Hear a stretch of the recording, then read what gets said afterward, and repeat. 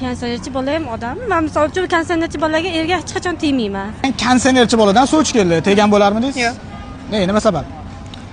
Qishda gadochilik qilardim, yozda ishlagan bo'lar. Yaxshi, arzon sovun, biz tekin ishlatasizlar-da. Qishda gadochilik qiladi. Yozda normalniy pul topadi, lekin qish bo'yi yetadi. Yo'q. Yo'q, rozi emasman. Aslo rozi emasman.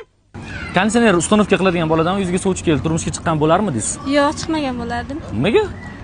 Konsertchi bola ham odam. Men misol uchun konsertchi bolaga erga hech qachon tegmayman. Menga qarasang, qo'ng'izning urg'ochisi. Nima deyapsan? Chunki men tengam emas. Lekin konditsionerchilar ham normalniy soqqa topadi-yu, ular ham chotki biznesmen deb eshitganman. O'zini ishi bo'yicha mutaxassis-u. Yo'q. Tegmagan bo'lardim. Muhimi qalb go'zalligi. Qaysi kasb egasidan yuziga sovchi kelgan turmushga chiqqan bo'lardingiz? Bankalarda ishlaydiganlar bo'lsa, ularga tegsam bo'laveradi. Ichini shunchalik tortganki, poyezdga bilan. Konsertni uстановка qiladigan boladan tegaverasizmi?